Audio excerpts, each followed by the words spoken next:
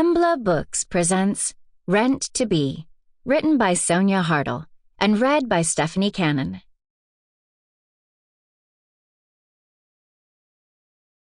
Chapter 1. I hadn't expected to spend my Friday night banging a block of ice against a concrete corner while I wore 4-inch heels and a little black dress that barely covered my ass, but these were desperate times. I was supposed to be on a date with a hockey player for the Griffins, who miraculously still had all his teeth. Never mind that he listed amateur gynecologist as one of his hobbies and named Elon Musk as his personal hero in his bio. A nice smile went a long way. Instead of circling the same block 5 times to find a free parking spot near Founders Brewery, I was sweating through my date dress while trying to get my hands on the card I'd literally frozen last month. I'd paid the minimum balance a few weeks ago, freeing up $5 of available credit. I had $2.63 in my checking account.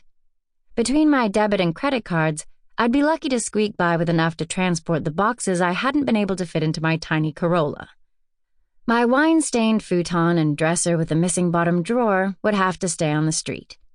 But the fate of my frat house furniture was the least of my worries. I lifted the block of ice over my head and slammed it down with enough force to bounce it into the bushes separating the sidewalk from the road. Between the blunt force and the sticky Michigan summer heat, a few more solid whacks broke the ice in half. My credit card slipped against my numb fingers as I wedged it free. I stood and wiped the sweat from my brow with the back of my arm. The cheery yellow curtains on the 3rd floor shifted before quickly closing again. I glared up at my former apartment. Earlier in the day, I'd gotten the news that I'd been passed over for a promotion, again, by a guy who had the same qualifications but way less seniority than me, but who had a first cousin in upper management, again. I already had my date scheduled and had big plans to drown my sorrows in too much beer, followed by sloppy car sex with a hockey player. Then, my roommate Vera texted me and said I was needed back at the apartment immediately. Nothing else. No explanation. When I arrived, I found the boxes on the sidewalk.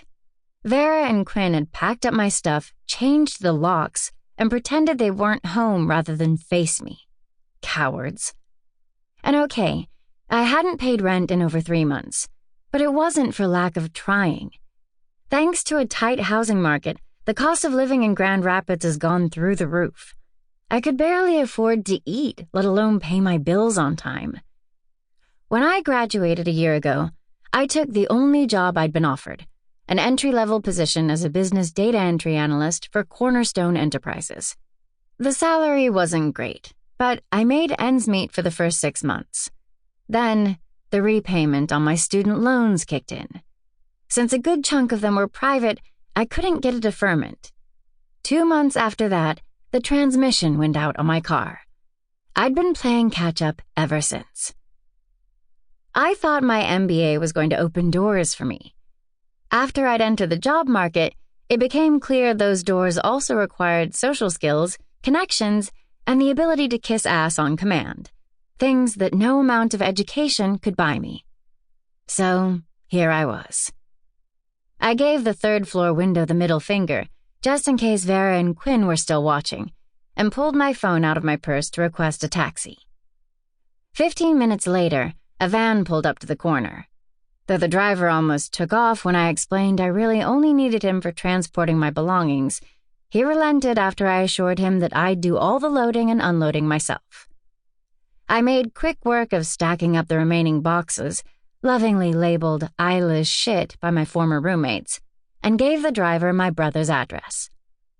I got in my car and followed close behind, in case he decided being a makeshift mover wasn't worth the hassle after all. Sebastian's condo was only a mile away.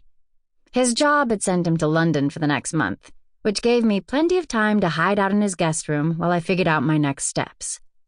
Asking my parents for help was out of the question. Up until 2 hours ago, I'd lived with my only friends. Everyone I knew from high school and undergrad had either moved away or we'd drifted apart. It wasn't Seb's job to bail out his screwed-up younger sister. The only Sample complete. Ready to continue?